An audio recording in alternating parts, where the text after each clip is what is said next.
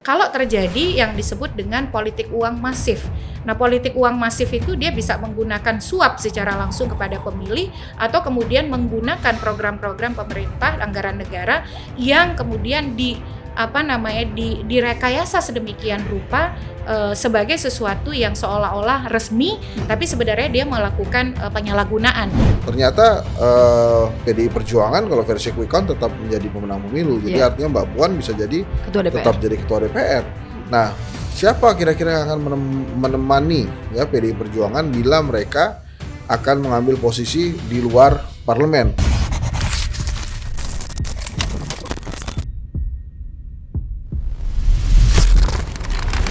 Pemilu 2024 baru saja usai. Apa catatan soal pemilu tersebut dan juga Pilpres dan bagaimana peluang oposisi ke depan? Bersama saya sudah hadir anggota Dewan Pembina Perludem Titi Anggraini dan juga pengamat komunikasi politik serta pendiri lembaga survei Kedai Kopi Hendry Satrio dalam Open Minded.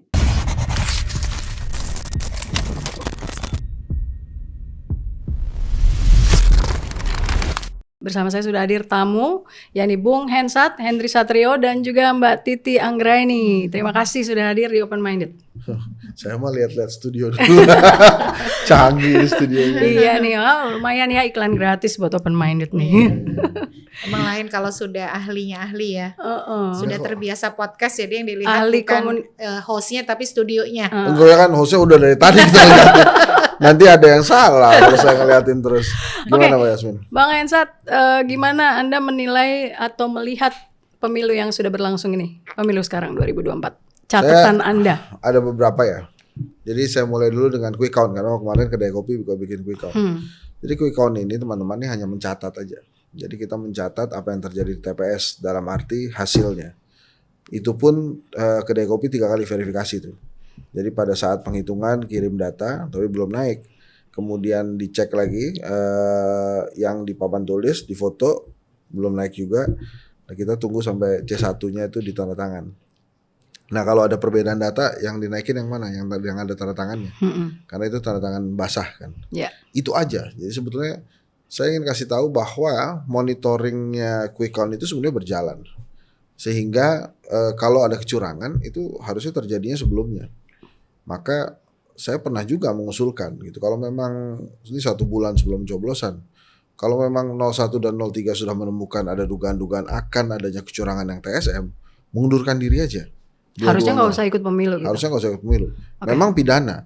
Tapi buat apa berjuang untuk demokrasi yang sebenarnya tidak ada? Tapi kan akhirnya 0103 tetap meneruskan meneruskan pemilunya dan hasilnya seperti yang kita duga sekarang. Proses monitoring itu bukan hanya Pilpres tapi juga Pileg di parpol gitu. Makanya kalau ada hasil quick count yang ada satu partai yang sangat dekat dengan Jokowi tidak lolos ke Senayan versi quick count, nanti kemudian tiba-tiba lolos, itu rakyat mesti bertanya. Nah itu nanti kita bahas sampai ke situ.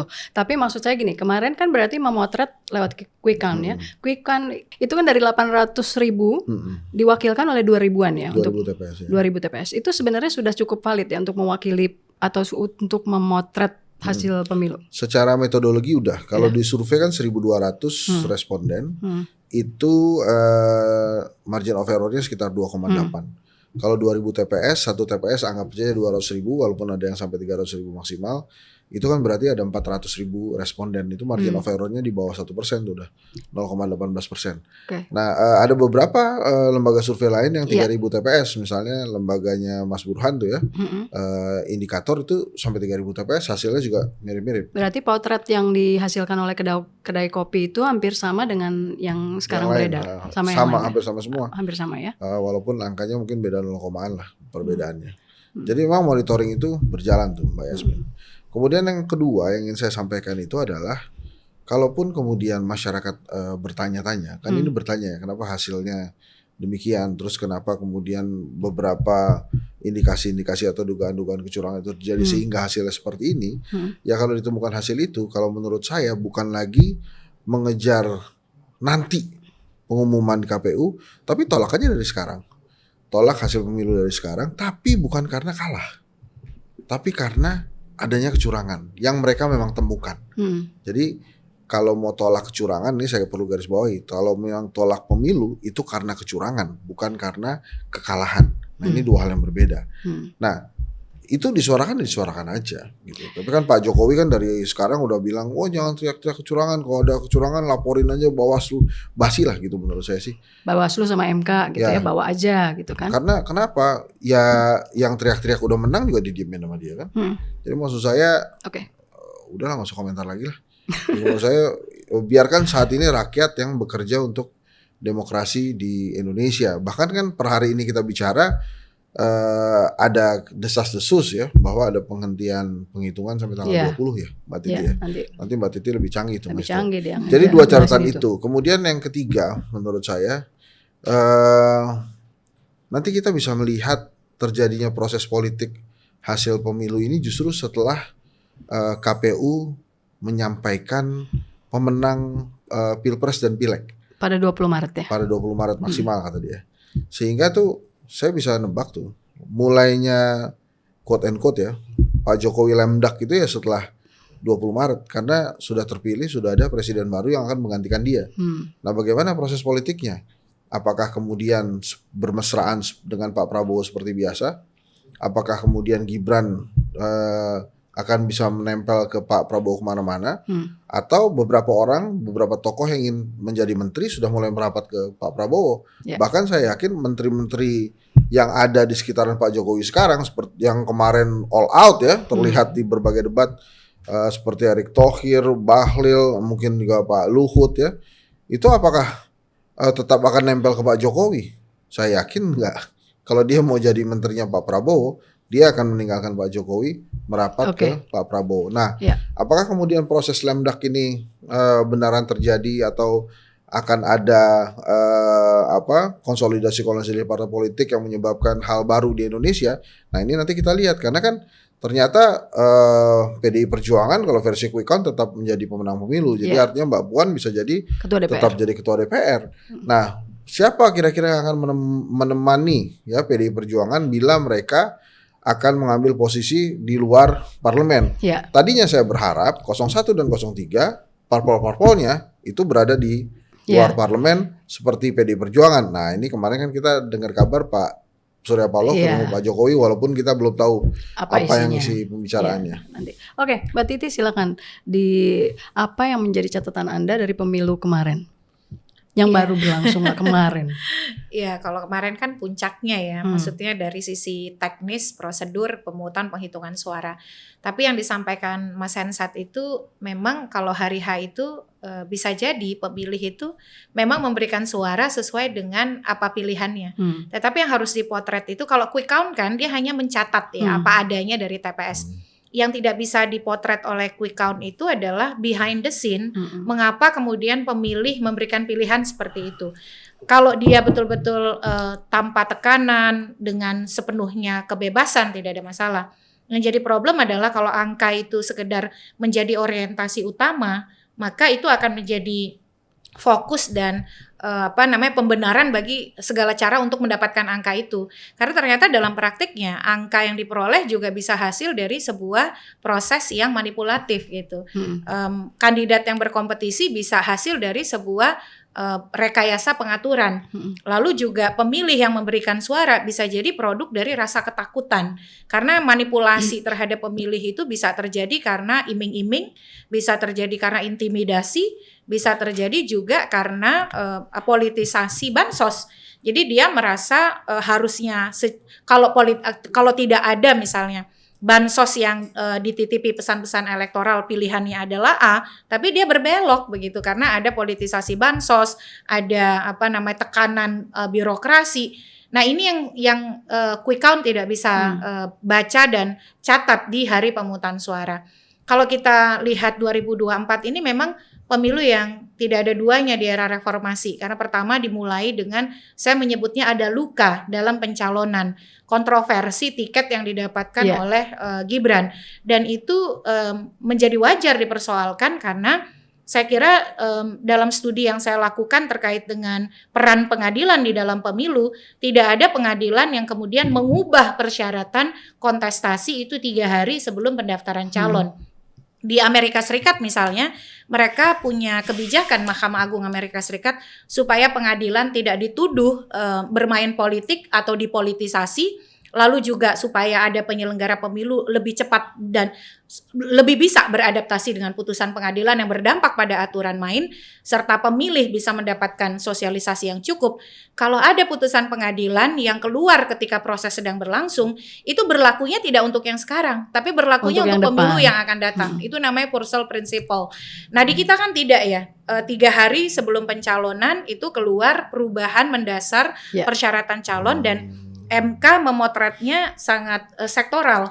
Di Undang-Undang Partai Politik dan Undang-Undang Pemilu itu disebutkan pencalonan dilakukan secara terbuka dan demokratis. Bagaimana mungkin bisa terbuka dan demokratis kalau 3 hari sebelum pendaftaran calon?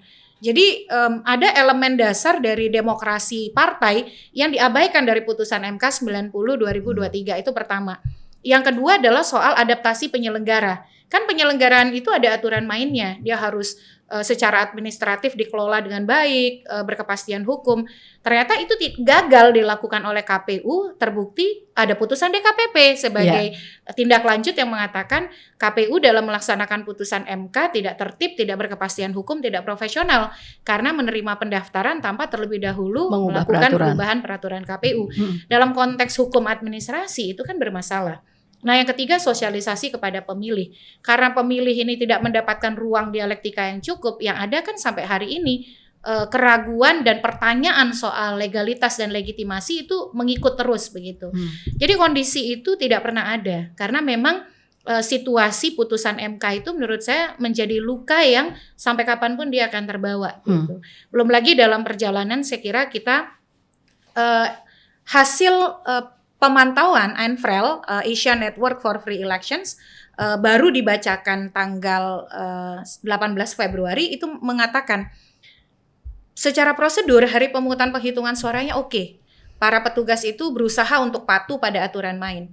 Tetapi ada keraguan yang besar pada independensi penyelenggara pemilu. Itu potret dari ANFREL. Jadi disampaikan bahwa prosedur hari H oke, administrasinya berjalan, tetapi kemudian ada keraguan yang besar pada independensi atau kemandirian penyelenggara pemilu. Nah, itu juga satu yang unik ya bukan unik ya, anomali saya kira di 2024. Dan yang terakhir tadi ya, tidak lepas dari keraguan pada kompetisi yang adil dan setara.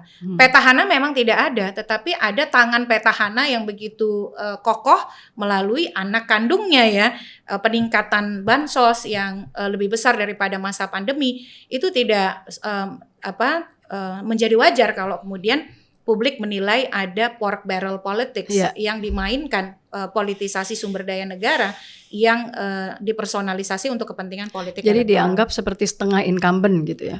Ya mungkin bukan setengah incumbent ya. Incumbent full.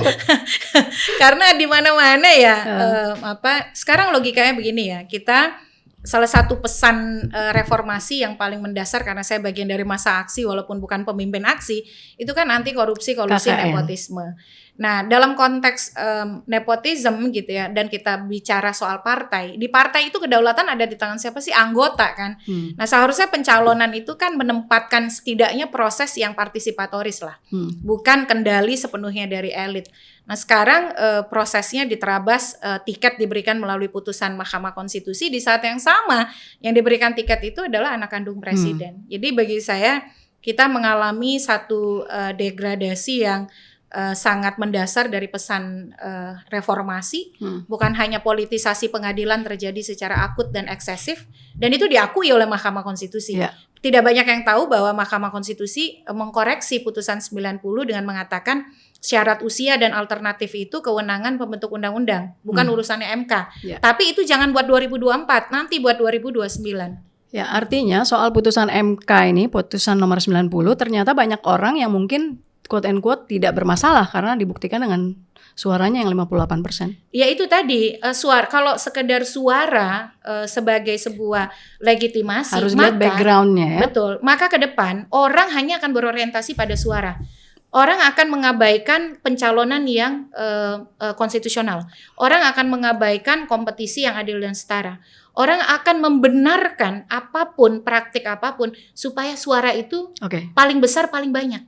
Nah ini yang bahaya, karena yang dikehendaki konstitusi itu yang kita sering lupa seolah-olah pemilu titik. Pemilu untuk sirkulasi elit. Padahal dikehendaki Undang-Undang Dasar itu adalah pemilihan umum yang langsung, umum, bebas, rahasia, jujur dan adil. Ya. Dan adil itu tidak akan tercipta ketika hukum direkayasa, sumber daya negara dipolitisasi, aparat pemerintahan digerakkan, birokrasi tidak netral. Oke. Gitu. Tadi kan kita ngomong soal quick count dan ada pidato kemenangan lah ya di hari yang sama. Sebetulnya KPU bisa bersuara nggak sih soal itu bahwa ini artinya menetralisir itu kalau itu dianggap sebagai pidato kemenangan? Ya sebagai sebuah seruan bisa, tetapi kan ini soal moralitas etis dari politisi ya. Jadi hasil belum ada, karena begini, sebagai penyedia jasa hitung cepat, kedai kopi kan terikat sebelum dia menyatakan temuan bahwa ini bukan hasil resmi dari KPU. Hasil resmi itu kapan? Diproyeksikan 20 Maret 2024. Itu kan harus disclaimer yang selalu disebut. Nah, sebagai politisi, presiden apalagi seorang negarawan, mestinya paham aturan itu. Dan saya kira KPU harusnya sejak awal mengingatkan bahwa hitung cepat itu bukan hasil resmi dan semua pihak harus menunggu penetapan hasil tanggal 20 Maret. Tapi ya ini ya soal moralitas etis ya, yang itu ya bergantung pada masing-masing calon. Sebagai pelaku survei, Anda sendiri melihat pidato kemenangan atau apapun itu yang dilakukan di hari yang sama etis atau tidak atau seperti apa? Ya itu kan sudah disiapkan ya jauh-jauh hari. Jadi pada saat melakukan quick count juga kita udah tahu bahwa akan ada acara di Istora gitu. Dan itu menjadi rahasia umum karena malam harinya itu sudah beredar di grup-grup WhatsApp pengumuman itu. Sehingga tapi saya tidak kaget waktu zaman Ahok juga mereka begitu biasanya. Tapi kan kalau misalnya dianggap bahwa ini sebenarnya hanya sebagai ucapan terima kasih kepada pendukungnya terlepas apapun hasilnya. Kalau itu dianggap seperti itu, tapi isinya mungkin akhirnya semacam deklarasi kemenangan ya. Iya, itu kan jadi seperti sebuah perjalanan yang kemudian mencoba untuk dianggap biasa-biasa aja gitu. Kan kita semua tahu perjalanan 02 itu tidak biasa-biasa aja gitu ya. Dimulai dari pidatonya Pak Jokowi yang ingin cawe-cawe misalnya. Yang kemudian dia bungkus dengan bahwa presiden boleh berkampanye. Itu aja kan kita nggak usah ngomong turunan undang-undang, kita bicara tentang undang-undang dasar aja, tentang sumpah presiden. Di situ ada kalimat sejujur-jujurnya. Terus ada lagi seadil-adil, bukan sejujur-jujurnya, selurus-lurusnya. Satu lagi seadil-adilnya. Itu kalau dia pahami, dia nggak perlu berbicara tentang presiden boleh kampanye atau tidak, karena dengan dari sisi seadil-adilnya aja kan itu udah salah gitu ya. Itu artinya juga balik ke soal etis apa enggak gitu. Masalah boleh ya boleh, tapi etis apa enggak gitu. Jadi kalau kita bicara tentang etis atau tidak, boleh atau tidak boleh, patut atau tidak patut, ya kayak gitu emang 02 gitu. Jadi artinya pada saat dia melakukan pidato di Istora, ya emang rasa kepatutan, rasa kewajaran itu emang dihilangkan gitu. Bung Hensat, saya juga mau sedikit menganalisa soal kotel efek. Ini juga ada yang menarik ya sebetulnya. Kayak misalnya di 02 itu ternyata yang mendapat kotel efek sepertinya kayak Partai Golkar ya, karena peningkatannya juga secara urutan Golkar sekarang kalau berdasarkan quick count ada posisi kedua kan, ada di posisi kedua, suaranya naik dan di atas Gerindra. Anda melihat ini gimana? Gini, satu-satu nih. Jadi kalau saya menilainya memang dari survei ya. Itu 02 itu suaranya adalah dari Prabowo dan Jokowi. Jadi Gibran itu sebenarnya tidak menyumbang elektabilitas. Elektabilitasnya itu dari Pak Jokowi. Pak Prabowo ini memang nggak masalah. Saya juga nggak masalah juga sama Pak Prabowo. Dia sudah menjalani itu dan sekarang kalau dia terpilih juga ya oke-oke aja. Tapi kan masalahnya ada di putusan 90 yang kemudian ada anak presiden yang bisa masuk. Nah, balik lagi ke situ. Kenapa saya katakan ini adalah Prabowo dan Jokowi? Loyalis Gerindra itu 13%. Pak Prabowo waktu itu sampai punya angka 45%. Jadi kalau misalnya memang 13% kemudian ditambah lagi beberapa sekitar 20% suaranya Pak Prabowo, terus sisanya ini akan disumbangkan oleh Pak Jokowi gitu. Maka kalau kemudian ada kotel-kotel efek yang tadi kenapa kemudian Gerindra nggak ada ya karena Gerindra memang 13% untuk Pak Prabowo. Karena marketnya segitu. Nah justru yang mendapat. Ya sementara Golkar itu kan nggak mungkin jualan Pak Prabowo gitu. Jadi Golkar ini justru jualannya beyond that, Orde Baru, Soeharto dan Jokowi. Dan gitu. Gibran ya? Gibran enggak. Saya tetap berpendapat bahwa Gibran nggak nyumbang elektabilitas.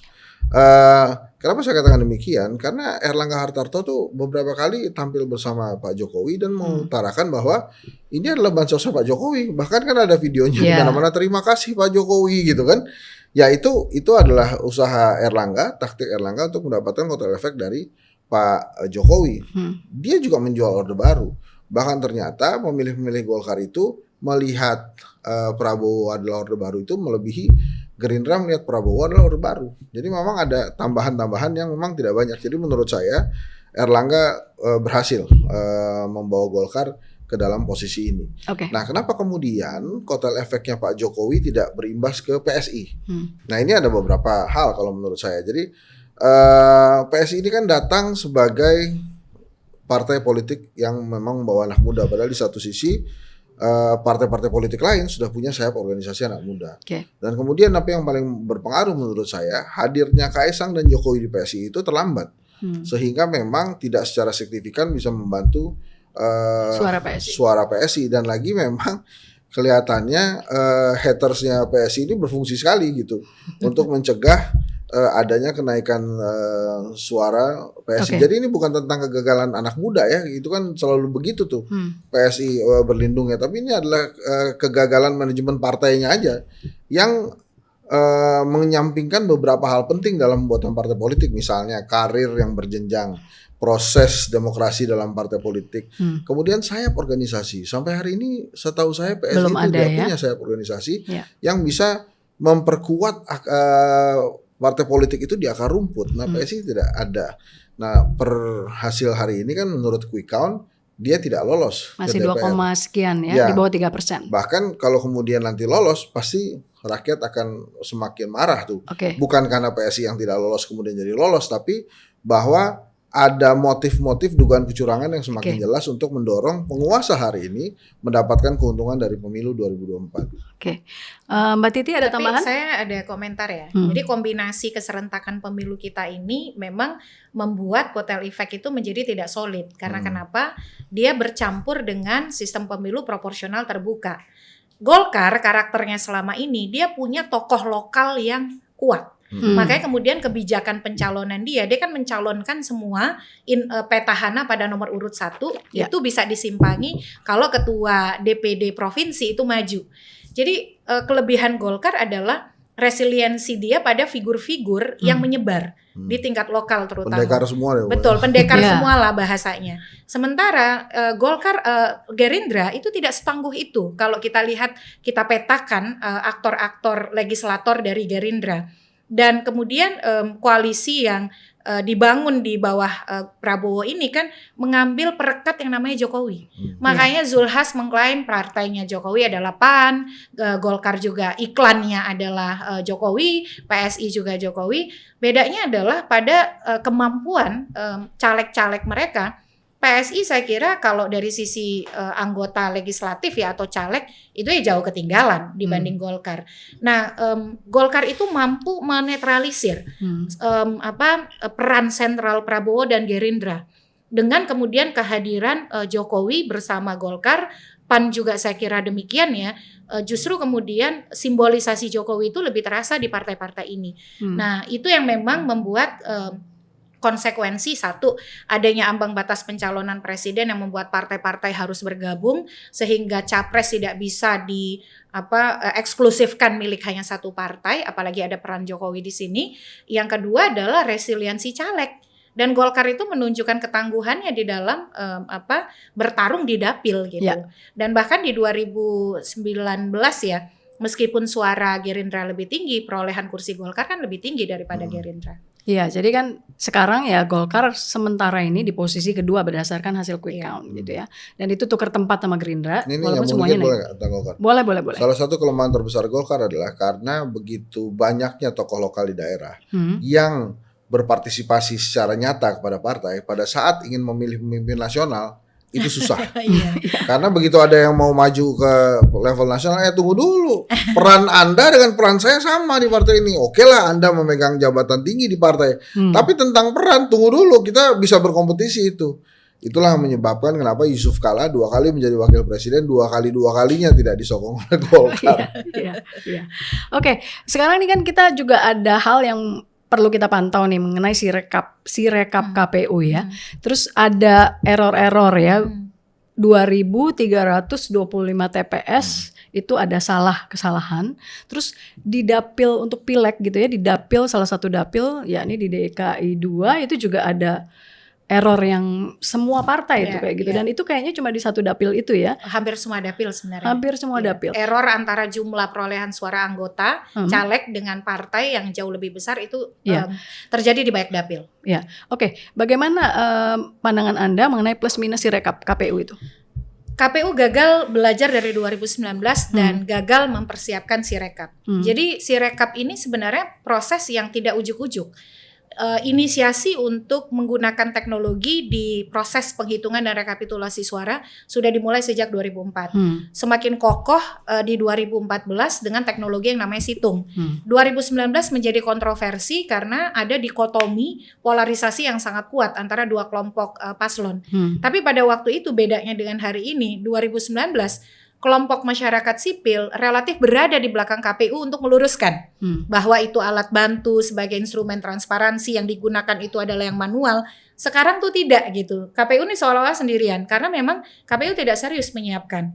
Jadi kalau dia serius menyiapkan pembelajaran Sirekap itu pondasinya di 2014, 2019 dan Pilkada 2020. Penggunaan istilah Sirekap itu sejak 2020. Dimanapun teknologi dengan tujuan baik kalau tidak disiapkan dengan baik, dia disiapkan untuk gagal, kan kira-kira begitu. Problemnya adalah tidak bisa hanya sederhana ini kesalahan teknologi atau kegagalan teknologi. Ini adalah produk KPU. Ketika KPU yang memproduk, masyarakat awam taunya adalah KPU yang kemudian berperan di dalam menaikkan menurunkan angka itu. Nah, apalagi kemudian misalnya kalau ini didesain untuk gagal lalu dia di stop, masyarakat kan sama sekali tidak punya akses kepada hasil TPS. Disitulah ruang rimba belantaranya makin tercipta. Lebih bahaya ketika kemudian klaim bahwa ini bermasalah lalu dia di stop. Ketika dia di stop sama sekali tidak ada akses, disitulah ruang-ruang gelap itu akan lebih tercipta dan membahayakan begitu. Ada tambahan? Enggak, itu Mbak Titi lebih ahli itu bidangnya Mbak Titi. Tapi gini, dengan adanya kesalahan itu, sekarang ini kan masyarakat punya harapan gitu ya. Terutama pemilih 01 dan 03 bahwa ini masih mungkin nih 2 putaran gitu. Masih mungkin nih 2 putaran, ada banyak kesalahan nih, ada 2.325 TPS. Tapi kalau saya pribadi ya, kalau boleh sharing, boleh lah ya. Kalau misalnya anggap aja misalnya di satu TPS itu 1.000 misalnya kesalahan, itu kan paling cuma 1,5%, nggak akan menurunkan sampai 10% dari yang 58% itu. Jadi artinya sebetulnya tanpa mengurangi harapan banyak orang gitu ya, sebetulnya masih mungkin nggak dengan hasil kesalahan-kesalahan ini bisa terjadi lebih dari 1 putaran? Kalau menurut saya bukan tentang hasilnya, tapi penolakan hasil pemilunya itu mungkin bisa. Jadi kecurangan atau diskualifikasi itu bisa dilakukan, tapi di tingkat MK. Nah, dengan bukti-bukti yang ada. Yakin nggak MK bisa melakukan itu? Nah, kalau hari ini sih saya nggak yakin, tapi MK pernah melakukan itu walaupun di level pilkada ya. Ya, belum ada level pilpres, zaman Pak Mahfud 2008. Ya. Nah, apakah hari ini itu mungkin saja terjadi? Nah, itu semua kalau menurut saya sih tergantung dari data yang didapatkan dan kemudian bagaimana objektivitas MK. Nah, lagi-lagi kalau menurut saya sih prosesnya itu sudah telat memang. Jadi kalau kemudian mau menggagalkan pemilu atau menolak hasil pemilu itu memang masih bisa. Tolak hasil pemilu tapi imbasnya apa? Tapi kalau kemudian untuk menghentikan pemilu, ya menurut saya 1 bulan sebelumnya pada saat saya menganjurkan kalau memang ada dugaan kecurangan yang TSM ya 01, 03 mundur aja. Nah, artinya bersikap sebelum pemilu. Ya, tapi kalau sekarang sih menurut saya sudah kecil sekali kemungkinannya dan memang sekarang kontestasi politiknya dimulai nanti setelah 20 Maret sampai kemudian 19 Oktober 2024. Nah, itu mungkin banyak hal yang terjadi juga. Nah, sekarang apa yang bisa dilakukan rakyat sipil? Nggak apa-apa. Ini suarakan aja terus dugaan kecurangan ini. Dan kemudian kalau kemudian ingin menolak pemilu ya bahasanya harus begitu. Tolak pemilu karena adanya dugaan kecurangan dan kemudian masif TSM gitu ya. Tapi bukan karena tolak pemilu karena kalah. Ini 2 hal yang berbeda. Sehingga apa? Mudah-mudahan dengan suara sipil yang makin menggelora, si MK juga terbuka mata hati dan pikirannya gitu untuk memang melakukan hal terbaik untuk bangsa dan negara, bukan hanya untuk keluarga tertentu gitu. Ini saya baca tweet Anda nih sebentar ya. Jadi intinya Bang Hensat itu bilang Ketum Nasdem dan semualah partai pendukung dan pengusung 01 dan 02 gitu ya. Pengusung dan pendukung 01 dan 03, maaf salah. Itu mari sama-sama tolak hasil pemilu dan lawan kecurangan pemilu. Ini bila mereka percaya memang ada kecurangan TSM. Ya. Nah, melawannya itu ya ke MK kan? Oh, bukan hanya MK kan, bisa di DPR juga. Kenapa Iya. saya singgung ketum partai-partai politik? Karena per hari ini ketum partai politik itu tidak pernah berorkestrasi bersama. Yang ada satu-satu. Oso sudah bilang, ketum Hanura misalnya, ini pemilu gila gitu ya. Tapi itu nggak bareng-bareng semua ketum partai politik. Nah, yang sekarang bicara itu tentang kecurangan dan tolak pemilu ini relawan dari capres-capres yang menurut saya secara legitimasi hukum tata negara itu kurang kuat gitu. Tapi kalau pada saat ketum partai politik bicara dan itu diimplementasikan ke DPR, mungkin saja bisa terjadi. Dan ini juga ada narasi yang mengatakan bahwa kalau nggak nerima hasil pemilu bukan negarawan. Kalau negarawan itu menerima hasil pemilu. Ya itu kan dikatakan oleh yang menang kan gitu. Saya ini dua hal yang berbeda. Iya, kalau itu sebagai premis yang tidak bisa dibantah, maka tentu undang-undang dan konstitusi tidak menyediakan ruang untuk keberatan kan. Iya, tapi padahal kan itu sarana itu diberikan. Betul, sarana itu diberikan. Jadi kita ini dulu ya elaborasi. Kan ada keberatan itu jalur politik tadi sudah disampaikan. Dan bahkan di 2009 karena ketidakpuasan pada proses pemilu, sampai waktu itu ada hak angket dan dibentuk pansus hak pilih yang sampai membuat KPU Bawaslu-nya dipercepat akhir masa jabatannya. Keluar undang-undang baru, KPU Bawaslu tidak sampai selesai masa jabatan karena dianggap berkontribusi terhadap polemik pemilu, masa jabatannya diperpendek. Tapi waktu itu memang hasil pemilu tidak terdampak 2009-nya. Nah, bagaimana kalau sekarang? Nah, konfigurasi itu kan hanya bisa kalau partai-partainya solid nih. Masalahnya saya setuju. Yang teriak itu lebih banyak relawan, masyarakat sipil dan media gitu. Sepertinya aktor-aktor partai politiknya itu kok menahan diri. Apa karena pengaruh politik bagi-bagi kue yang mungkin menjadi ya bisa dikatakan karakter pembentukan kabinet kita atau bagaimana? Kalau saya setuju ya mestinya dihargailah suara pemilih yang sudah memberikan dukungan pada 1 dan 3 untuk kemudian konsisten diperjuangkan sebagai kekuatan penyeimbang kalaupun itu bergulir. Nah, kembali ke soal persoalan di MK. Nah, MK itu kan punya beberapa cara dia mengkoreksi hasil pemilu. Satu, dia pernah mengkoreksi pencalonan karena dianggap tidak memenuhi syarat, melanggar ketentuan dia mendapatkan tiket itu. Tapi kan pertanyaannya apakah MK yang sekarang mau mengkoreksi sesuatu yang dia mulai gitu. Ada beberapa kawan yang menarasikan MK yang memulai, MK yang meluruskan dan menyelesaikan memperbaiki gitu ya. Bisa jadi begitu. Yang kedua adalah kalau terjadi yang disebut dengan politik uang masif. Nah, politik uang masif itu dia bisa menggunakan suap secara langsung kepada pemilih atau kemudian menggunakan program-program pemerintah, anggaran negara yang kemudian direkayasa sedemikian rupa sebagai sesuatu yang seolah-olah resmi, tapi sebenarnya dia melakukan penyalahgunaan. Itu juga pernah misalnya kejadian di Konawe Selatan, di Kota Waringin Barat dan seterusnya. Dan yang ketiga itu dia melakukan intervensi terhadap penyelenggara pemilu, birokrasi dan aparat keamanan. Itu juga pernah terjadi. Nah, bagaimana dengan MK kita? Ya sebenarnya saya memiliki pesimisme yang sama karena pendekatan MK kita cenderung adalah menjaga stabilitas. Tetapi siapa tahu begitu ya. Karena ada konfigurasi nih, ketua kan sudah berganti, Anwar Usman tidak terlibat lagi. Lalu juga ada pergantian keanggotaan 2 orang, Ridwan Mansur, Arsul Sani juga masuk ke dalam MK. Nah itu ya kita tunggu, tapi menurut saya memang harus ditempuh. Kebetulan kalau saya kan orang hukum ya. Ini bagian dari berjuang untuk konstitusionalitas pemilu. Walaupun sebelum masuk ke MK sebenarnya Mbak Yasmin bisa juga via Bawaslu. Bawaslu juga bisa mendiskualifikasi kalau terjadi 2 pelanggaran. Politik uang yang terstruktur, sistematis dan masif. Politik uang itu bukan cuma kasih uang. Di Undang-Undang Pemilu ngasih barang, ngasih materi lainnya juga bisa politik uang, termasuk barang dan materi dari negara kan yang dipersonalisasi alias politisasi bansos kalau berani. Yang ketiga itu pelanggaran terstruktur, sistematis dan masif. terstruktur melibatkan aparat pemerintahan, birokrasi, lalu sistematis direncanakan dengan matang, didesain sedemikian rupa untuk curang, dan yang terakhir masif. Dampaknya adalah kepada mayoritas pemilih. Ya mungkin ya yang tadi dibilang sama Mbak Titi itu tidak dilakukan karena masih nunggu hasil real count. Betul, karena ya, memang boleh dilakukan pun kan setelah ada itu hasil. Kalau ke MK, ya, tapi kalau ke Bawaslu sebelum itu pun sudah bisa sebenarnya. Ya, artinya narasi-narasi itu mungkin ditahan dulu gitu, tapi mungkin juga kayak gini, kan ada dua kekuatan nih sebenarnya kan di DPR. Kalau misalnya oposisi mau ada, itu kan ada 45% nih yang berdasarkan hasil quick count akan ada bisa jadi oposisi, kekuatan penyeimbang kan, PDIP, PKB, Nasdem, dan PKS. Sementara 4 sisanya yang masuk ke DPR itu tambah P3 juga. Kalau P3 masuk itu akan lebih kuat kan. Itu 45, 42 tanpa P3, 42 partai koalisi pemerintah, 45% partai koalisi oposisi lah, kita anggapnya seperti itu. Nah kira-kira menurut Bung Hensat nanti akan ada yang nyebrang nggak? Saya sih berharap tidak ada yang nyebrang. Tapi kalau dilihat dari pengalaman politik sih ada yang nyebrang gitu. Makanya saya jauh-jauh hari mengatakan ini kira-kira yang mau nemenin PDI Perjuangan siapa? Gitu. Sangat mungkin PDI Perjuangan akan berada di luar pemerintahan. Dan partai ini sih hidup aja gitu, berada di dalam dan di luar pemerintahan. Dan kemudian salah satu catatan manisnya PDI Perjuangan itu adalah dia adalah satu-satunya partai politik yang menjadi oposisi atau di luar pemerintahan kemudian menjadi pemenang pemilu. Itu tidak terjadi di PKS.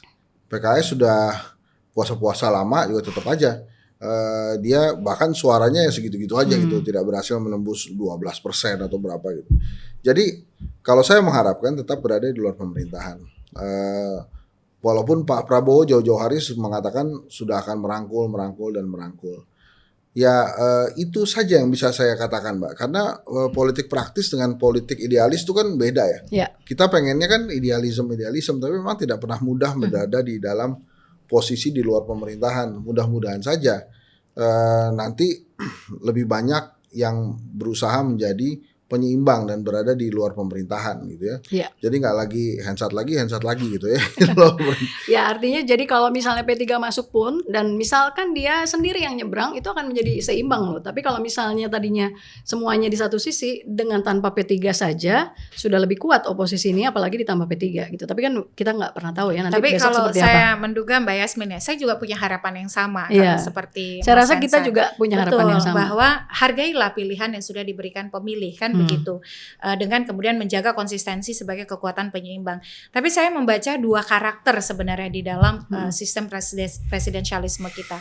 Satu, kecenderungan presiden kita itu senang bikin koalisi dan mengundang, merangkul pihak-pihak di luar koalisi pendukung. Dan itu sejak pola kepemimpinan SBY. Ingat ya politik dagang sapi Nah, gitu ya. betul. Dan kemudian makin dilanggengkan, berurat berakar dengan kepemimpinan Jokowi periode kedua. Bahkan lawan politik diajak masuk ke kabinet. Bahkan gitu. yang tadinya ketua umum partai nggak boleh jadi menteri, jadi menteri juga. Iya, lain dulu lain sekarang kan gitu. Jadi coalitional president. Jadi karakter presiden kita yang senang merangkul, mengajak masuk. Sebenarnya kalau bagi saya sih politik akomodatif yang sebenarnya ingin menundukkan, politik penundukan dan nggak mau ada kekuatan penyeimbang.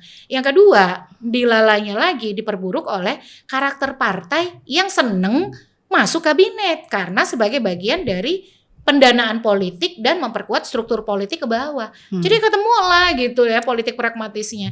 Ya mudah-mudahan ya kita naik kelas lah sedikit gitu ya dari pendukung 1 dan 3 ini, ya hormati, hargai suara pemilih yang memang tidak mendukung 02. Dan itu akan asik banget PDI Perjuangan, P3, Nasdem, PKB, PKS ya. Itu akan menjadi penyeimbang yang luar biasa di melawan 4 partai yang lain yang nembus itu kan, Golkar, Gerindra, P3 dan PAN gitu itu ya. Dan dominan itu ada di 2014 tapi kemudian akhirnya satu persatu rontok masuk ke kabinet kan. Ya dan ini kita sih mengharapkan bisa gitu ya. Tapi jadi berarti nggak berani ini ya nebak siapa yang kira-kira akan duluan nyebrang? Enggak, saya berani. Berani. Pak Jokowi dan Surya Paloh hubungannya dekat. Dan semalam udah ada pertemuan dari Ketua Umum Ya, Nasdem. Walaupun diklaim yang minta Pak Surya Paloh kan katanya. Kata Pak istana. Jokowi Pak Pak Jokowi, jadi Nasdem bilang yang minta Pak Jokowi. Oh gitu. Karena Istana bilang? Istana bilang yang minta Surya Paloh. Nah, itu gimana tuh jadi kita Tapi publik jadi penonton lagi-lagi. Kondisinya memang sebetulnya malam itu atau hari itu Surya Paloh lagi di pulaunya tuh. Lagi ada di luar Jakarta. Nah itu kemudian merapat ke Jakarta dan akhirnya bertemu dengan Pak Jokowi. Kalau saya sih lebih percaya yang kedua tuh, bahwa Pak Jokowi panggil Surya Paloh karena ini demi kepentingan Pak Jokowi kan, seperti yang tadi saya katakan. Kalau dia tidak melakukan move politik, dia akan benar-benar jadi lame duck after 20 Maret. Maka harapan dia itu adalah orang-orang yang memang pernah dekat sama dia, Surya Paloh. Megawati sudah menolak komunikasi dengan Jokowi. Pak Jokowi gitu ya. Jadi ini akan menarik. Kemudian Muhaimin gimana? Muhaimin ini memang kemarin sempat selek sama Prabowo kan, tapi dia adalah anak buahnya atau loyalisnya Pak Jokowi yang baik juga. Gitu. Terus kemudian P3 demikian juga gitu. Harusnya sih P3 nggak kemana-mana, tergantung dari PDI Perjuangan, karena menurut saya kerjasama dengan PDI Perjuangan yang membuat dia tetap 4%. Terus kemudian satu lagi PKS. Kerjasama tuh maksudnya gimana tuh? Coba dijelasin. Sama-sama nyokong Ganjar. Atau ada gimana-gimana gitu, udah kasih ke dia aja suaranya. Partai gimana tuh? Nah kalau PKS ini sebetulnya walaupun dia pernah punya masalah dengan Gerindra, artinya beberapa kali ya kasus Jakarta, kemudian kasus Jawa Barat. Tapi PKS ini tuh orangnya baik-baik gitu, jadi terserah aja gimana. Dan kalau kita tanya orang PKS pasti jawabannya tergantung Dewan Suro. Jadi kalau saya sih per hari ini juga mengajak masyarakat sipil untuk mendoakan agar partai politik yang mendorong 0103 itu berada di luar pemerintahan. Tetap ada dan kuat gitu ya. Ada oposisi kalau nggak kuat susah juga kan. Ya karena itu akan membuat pemerintahan Pak Prabowo juga makin benar dan lurus gitu. Karena ada yang ngejagain gitu ya. Jadi tadi belum terjawab, kira-kira siapa yang akan nyebrang? Ada nggak? Oh itu kalau menurut saya sih semuanya berpotensi nyebrang. Nyebrang kecuali PDI Perjuangan. Oke. Menurut Mbak Titi gimana? Ya saya punya dugaan yang sama ya, walaupun saya agak berbeda. Mungkin saya kira PKS akan tetap bisa berada di luar karena ada pertimbangan pilkada yang dia pikirkan. Jangan lupa bahwa November ini juga harus diskusi nih Mbak Yasmin dan Mas Hensat. Pilkada kan sudah ada RUU inisiatif yang tinggal nunggu pembahasan, yang ingin memajukan pilkada ke September. Waduh itu karena kan ini cuman kalau tidak ada. Udah diputuskan bukan Mbak Titi? Masih November itu undang-undang lama. Lalu ada revisi terbatas undang-undang pilkada yang tinggal menunggu pembahasan antara presiden dan DPR maju ke September, usulan dari DPR. Nah ini bayangkan, ini kan kalau berjalan terus berarti satu putaran. September akan pilkada masih di bawah pemerintahan Jokowi. Saya kira kalau sampai PKS nyebrang, wah itu akan jadi backfire bagi calon-calon yang mungkin akan diusung oleh PKS. Nah itu juga akan mendinamisir suasana. Nah ketakutan dari presiden ini kan yang punya kecenderungan untuk merangkul kekuatan-kekuatan eksternal dari berbagai latar, bukan hanya partai loh, tokoh agama, tokoh masyarakat, artis dan lain sebagainya yang masuk kabinet. Ya karena takut diganggu. Padahal kekuatan penyeimbang parlemen itu kan bukan untuk mengganggu, justru mencegah dia tergelincir gitu. Jadi biasa saja harusnya. Itu coba nanti dicek, karena saya pernah ngonten tuh di YouTube saya tuh ada keputusan KPU yang mengatakan November gitu. Nah, keputusan KPU memang sudah terbit berdasarkan undang-undang lama 27 November. Tapi ada RUU perubahan terbatas undang-undang pilkada yang tinggal menunggu pembahasan. Kan memang KPU nggak boleh dong merujuk pada RUU yang belum final. Tapi RUU itu mengusulkan percepatan pilkada ke 11 September. Ini termasuk yang ada DKJ-nya itu ya. DKJ RUU berbeda lagi. Nanti DKJ juga kan belum disetujui kan. Iya, masih belum. Betul. DKJ itu kan harusnya dia 2 tahun setelah undang-undang IKN, artinya Februari. Tapi kan sampai hari ini belum pembahasan, sedang ongoing. Jadi 2 nih harus kita pantengin. 1 percepatan pilkada, yang kedua adalah DKJ itu. Ya. Terus kalau tadi misalnya kalau saya ubah deh pertanyaannya, kira-kira partai mana yang kalau masuk ke koalisi pemerintah itu paling menguntungkan atau yang akan paling didekati oleh Jokowi atau 02? Ya sebetulnya kalau untuk kekuatan ya paling bagus itu kalau PDI Perjuangan masuk ke pemerintahan. Tapi nampaknya susah, kan ya? mereka sudah ready berada di luar pemerintahan dan itu bagus banget gitu ya. Yang kedua yang perlu didekati adalah yang memang suaranya banyak ya Nasdem gitu atau PKB gitu ya. Itu yang akan memperkuat gitu ya. Saya sih justru pengen meyakinkan bahwa menjadi partai politik di luar pemerintahan dengan kondisi seperti saat ini yang etika masih dipertanyakan, kemudian penolakan hasil pemilu karena ada dugaan kecurangan juga masih terus digelontorkan oleh masyarakat sipil, ini seharusnya akan menguntungkan partai politik yang berada di luar pemerintahan. Yeah. Kenapa?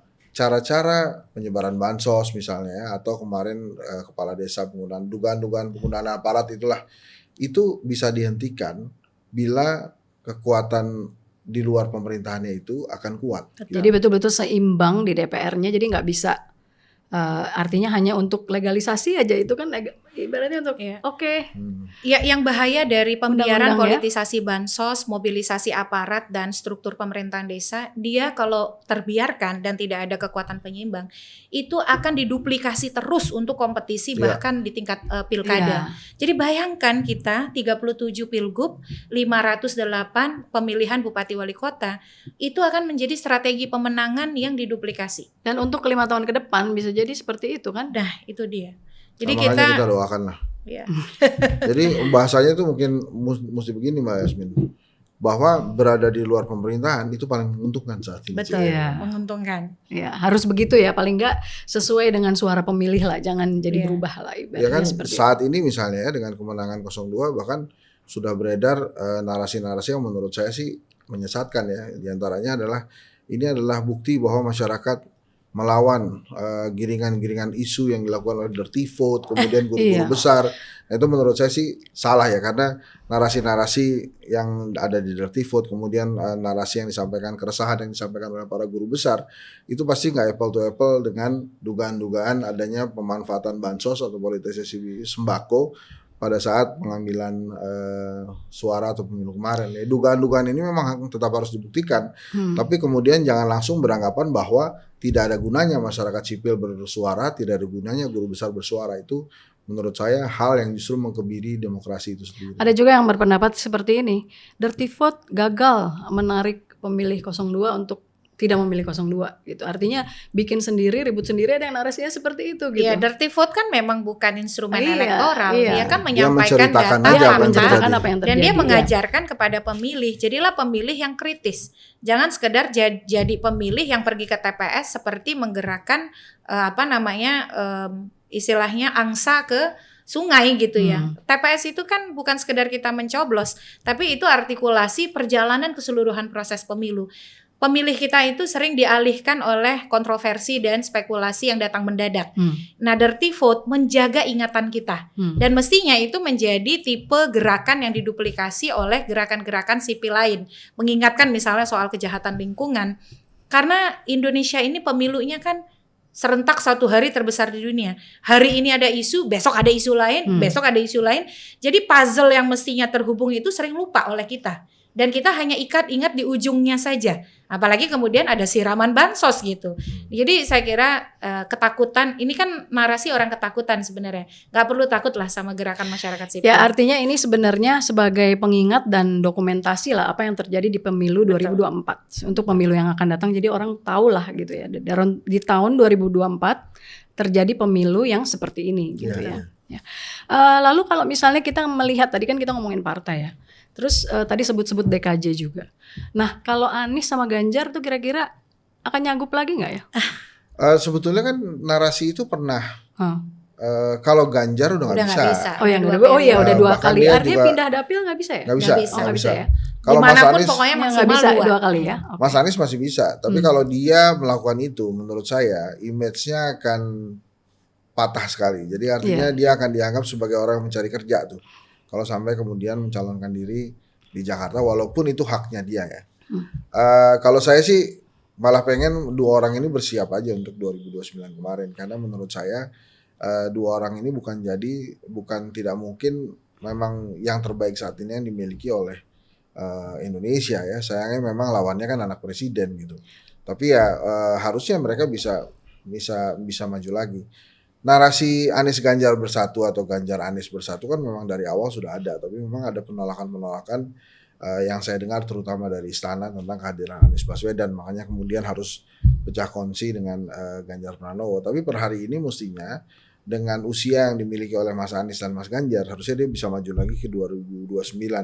Caranya gimana? Ya banyak cara. Apakah harus menjadi gubernur atau pejabat negara? Menurut saya enggak juga, gitu ya. Tapi memang tetap harus berusaha. Kalau menurut saya sih, Mas Anies punya sebuah gerakan yang bagus, misalnya desak Anies, ya itu terusin aja. Kan nggak harus zaman masa dia jadi kampanye pilpres aja dia bikin itu, tapi dia masih bisa terus menerus Ya melakukan tapi itu.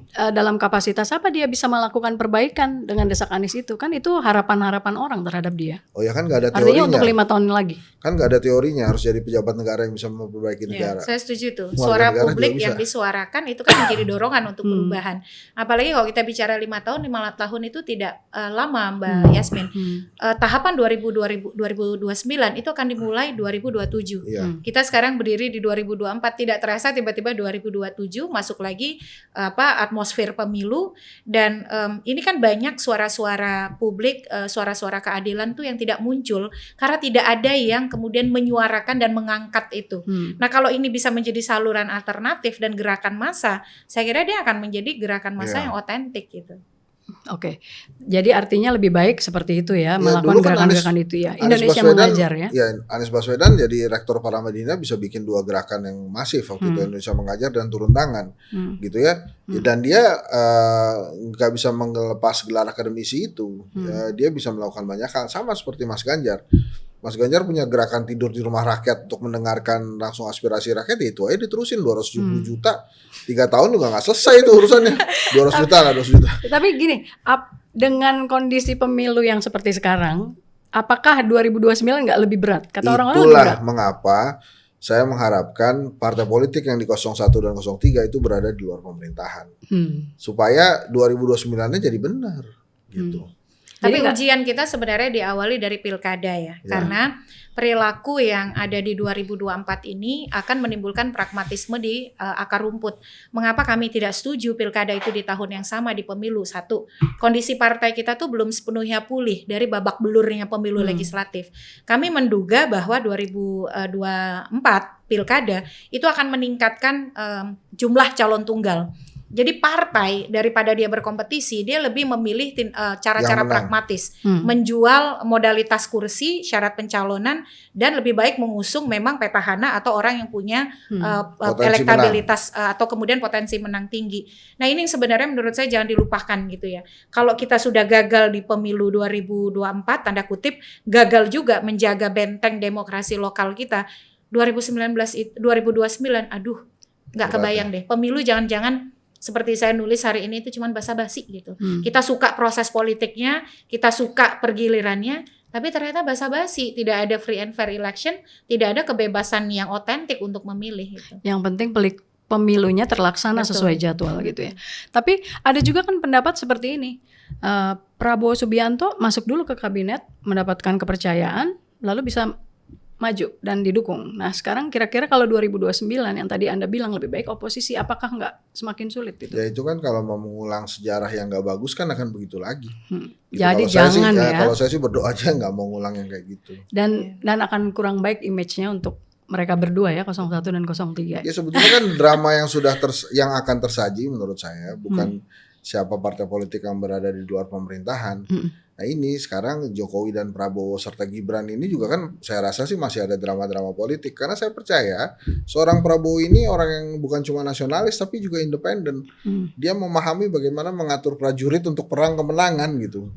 Jadi apakah kemudian dia masih memerlukan menteri-menteri Jokowi yang kemarin-kemarin itu berdrama ngintilin dia gitu ya, kayak Pak Erik, kemudian Bahlil dan lain-lain itu, apakah masih diperlukan oleh dia? Erlangga Hartarto dan Julhas masih diperlukan oleh Prabowo in terms of kekuatan legislatif di DPR gitu. Tapi kalau yang nggak punya kekuatan legislatif apa ya akan dipertimbangkan masuk, ini belum tentu juga gitu. Jadi menurut saya sih drama yang lainnya akan kita lihat gitu ya antara Prabowo, Jokowi dalam kurung Gibran. Dan apakah seorang presiden bisa disetir oleh mantan presiden gitu ya. Ya, salah satu yang agak beda antara Prabowo dan Jokowi ini kan Prabowo agak paham geopolitik ya, karena memang lahir besar di luar negeri, konteks internasionalnya dapet gitu. Nah itu yang juga menjadi pembeda. Tadi independensi itu memang. Jadi saya kira ya soal dinamika itu kita akan tunggu begitu. Tetapi sekali lagi yang saya khawatirkan betul, sekali ini dilupakan, kita tidak merekam, ini akan terus jadi strategi pemenangan. Merekayasa hukum, memanipulasi sumber daya negara dengan politik bansos dan politik gentong babinya begitu. Dan yang ketiga melahirkan rasa tidak aman, rasa tidak bebas kalau kemudian dia berbeda dengan mainstream kekuasaan yang mendukung salah satu pasangan calon. Oke, ini juga satu hal yang menarik soal makan siang gratis dan susu gratis untuk anak-anak gitu ya. Kemarin kan lagi agak ramai nih beberapa hari ini bahwa ternyata akan terlaksana secara sepenuhnya di tahun 2029, walaupun bukan berarti itu baru dilakukan di 2029, tapi bertahap sampai 2000 coveragenya akan seluruhnya mengcover itu di 2029. Sementara banyak orang menganggap atau mendengar ketika disampaikan di debat-debat itu nggak pernah disebutkan gitu. Dari sisi strategi komunikasi politik, Anda melihat ini bagaimana?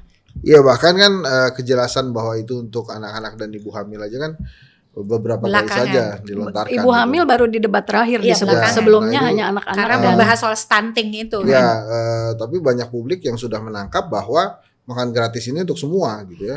Makanya kemudian. Masa sih, saya dari awal taunya anak-anak, anak sekolah. Ya kan Mbak Yasmin gitu. Tapi yang lain-lain tuh bahkan sempat itu gimana sih nanti Mas Hensat? Ini ada yang nanya juga. Gitu? Itu apakah kita nanti lapar nih pergi ke warteg terus nanti Prabowo yang bayar ya gitu. Jumat berkah gitu ya gitu. Dikasih. Makanya gitu ya enggak juga gitu ya. Nah itu kan jokes yang ada di lapangan dan memang pemerintah harus menyampaikan itu. Waktu saya menyampaikan ini malah nyalain ke saya gitu. Gimana sih lo nggak baca visi misi apa? Ya emang cuma gua doang yang nggak lengkap misalnya baca visi misi. Saya hanya menyampaikan cerita-cerita itu di publik gitu.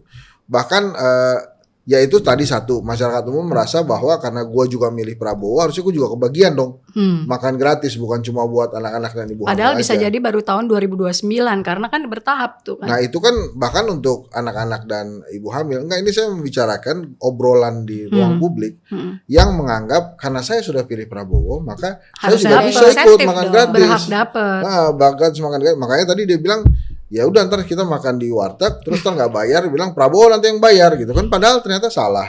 Jadi secara komunikasi itu saja harus diluruskan, itu yang pertama. Kemudian yang kedua, untuk strategi kampanye sih ya memang boleh aja ya, mereka kan begitu juga, ada yang bilang apa namanya meroket gitu kan juga sekarang juga kejadian gitu ya, dan akhirnya ya masyarakat terima aja gitu ya. Itu sayangnya masyarakat Indonesia tuh suka nggak belajar sama janji-janji gitu-gitu sih. Iya. Dan juga bahwa itu akan diambil dari subsidi BBM dan gas LPG 3 kilo yang dipangkas gitu. Nah itu kan baru diucapkan sekarang. Iya. Baru diucapkan sekarang, dan itu memang biasa lah, itu kan perangkap-perangkap politik kalau udah menang baru dia kemudian hal-hal yang tidak sesuai dengan keinginan publik itu disampaikan. Nah sekarang begini-begini nih publik mesti memahami, tapi juga jangan kemudian pasrah gitu ya. Saya jauh-jauh hari sudah mengingatkan bahwa kita berdaulat atas suara kita, jangan mau suara kita ditukar dengan sembako, tapi kan nggak ada dengerin juga. Nah ini kan kalau ada catatan-catatan tentang makanan gratis, tentang makan gratis dan susu gratis yang mungkin ya tidak sesuai dengan ekspektasi masyarakat, ya dicatat lah, besok-besok jangan dipilih lagi atau jangan gampang percaya sama begitu-begituan. Memang ini sangat fokus sih, makan gratis dan susu gratis. Jadi simpel dan mudah diingat. Ya, selama kampanye itu memang begitu, dan masyarakat Indonesia sih senang yang gratis-gratis. Dan gratis-gratis itu ternyata dari profil pemilih Prabowo Subianto dan Gibran itu adalah 10%, 5%-nya gemoy dan sisanya adalah pemilih Jokowi dan pemilih Prabowo gitu. Jadi sebenarnya cuma 10% yang memilih karena itu. Iya. Jadi ya gitu deh. Okay. Tapi memang selama desain keserentakan pemilu kita masih borongan kayak gini, masih sibuk, besar, kompleks, rumit, susah mengajak pemilih kita itu betul-betul fokus pada gagasan program rekam jejak ya. Karena memang kita dibuat sibuk. dibuat sibuk oleh banyak hal, tapi sibuknya nggak jelas. Akhirnya suaranya Hensat muncul, Dirty Vote muncul, tapi yang bergaung itu gemoy, gratis dan lain sebagainya. Jadi memang harus banyak yang diubah. Jangan-jangan saya malah justru mikir ini dilanggengkan memang untuk melanggengkan itu. Karena yang tidak mau mengubah undang-undang pemilu kan juga pemerintah. Iya. Nah itu loh, kayak misalnya visi misi itu, saya juga kan nggak hafal. Saya baca tapi nggak hafal. Saya akan buka visi misi lagi. Kalau misalnya diundang oleh media massa ngebahas debat, nah itu saya buka tuh. Oh ini nggak ada nih misalnya kayak dana abadi budaya gitu, misalnya begitu. Tapi kan ya itu sah aja diungkapkan pada saat kampanye yang memang ujung-ujungnya ya kampanye ini itu kan bisnis harapan gitu ya. Jadi akhirnya harapan siapa yang paling banyak dibeli itu dia yang menang. Nah tadi kan sempat disinggung-singgung soal yang mencoblos suara partai.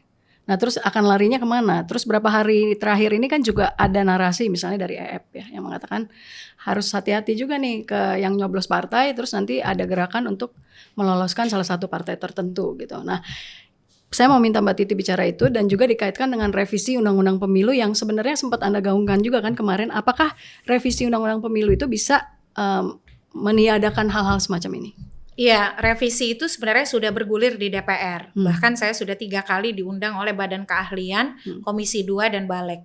Tapi 9 Maret 2021, saya ingat betul, pemerintah, DPR, DPD membatalkan prioritas dari RUU Pemilu dari Prolegnas 2021. Alasannya Pak Pratik sampaikan karena itu sudah baik di 2019 dan kita ingin meneruskan keserentakan yang sudah didesain. Ternyata kan tidak juga. Per hari ini 40 orang lebih petugas sudah meninggal dunia. Bagi saya itu itu sangat bermasalah.